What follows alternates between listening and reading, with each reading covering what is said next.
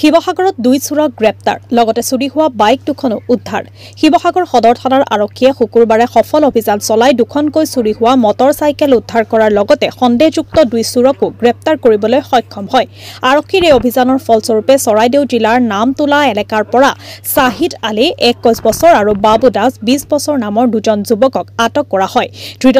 দুজনৰ পৰা AS 04 AS 0837 আৰু AS 04 AS 7139 নম্বৰৰ দুখনকৈ পালসাৰ বাইক উদ্ধাৰ কৰে জানিব পৰা মতে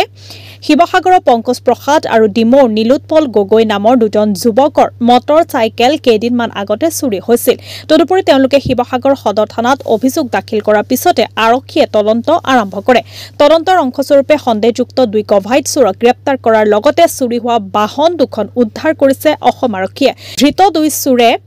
দিয়া প্ৰাথমিক স্বীকাৰোক্তি জনায় যে তেওঁলোকে শিৱসাগৰৰ জেঙনিকটীয়া অঞ্চলত বাস কৰে এই 2 চোৰক আৰক্ষীয়ে এক বৃহত্তৰ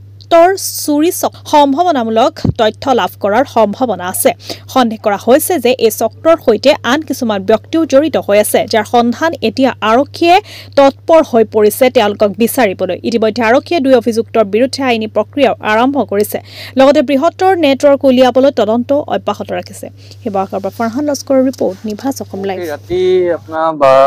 12:11 মানত এই আপোনাৰ পুখুৰী তলৰ এই আইলাভ চিপছৰ আছে যে তাৰ পুখুৰী তলৰ গলিটো যে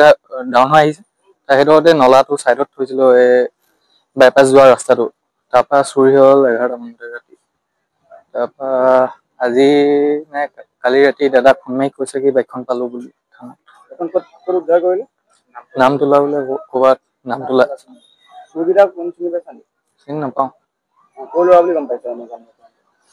নে কোৱা মতেতো শিৱসাগৰে কৈছে আমাৰ ঘৰ ডিমৌ কলিয়াপানী আছে তোমালোকৰ কি বাইক আছিলে পালচাৰ 150 নাম্বাৰটো মুখস্থ বাইকৰ নাম্বাৰ প্লেট আছিল ভাঙিলে হেৰি মোৰ নাম নীলোৎপল গগৈ ঘটনা মানে সেইদিনা শিৱৰাত্ৰিৰ দিনা ষ্টেচন চাৰিআলি শিৱসাগৰে তাতে ৰখাই থৈ মেলি গৈছিলো মানুহটো 11টামান বজাৰ পৰা বাইকখন নোহোৱাৰ কাৰণে পুলিচত খবৰ দিলো বাইকখন নামতোলাত পালোগৈ নামতোলা থানাৰ মানুহে ফোন কৰি মানে আমাক জনালে ইয়াত পাইছো বুলি তাৰপৰা কালি ৰাতি লৈ আহিলো শিৱসাগৰ থানাৰ ইয়ালে ৰাতি আহিছে বাইকখন নাম্বাৰটো 7139 আছিল মোৰ বেছি দিন নাই হোৱা তাৰমানে বাইকখন মোৰ ইমান হেৰি হোৱা নাই 3 মাহ হৈছে বাইকখন মেলালে বুলি নহয় ওচৰতে বাইকখন মেলা বুলিয়ে ক'ব পাৰিব মেলা চাম বুলি অহা নাছিলো এনেই অলপ কাম এটা আছিলে ঘৰ মোৰ চেকাপাত শিৱসাগৰ চেকাপাত চুৰিটা চিনি নাপাওঁ মই ক'ৰ হয় সেইটো গম পোৱা নাই ইয়াত পুলিচে খালি ধৰি থৈ দিছে বাইকখন মোৰ হয় এখন নিজৰ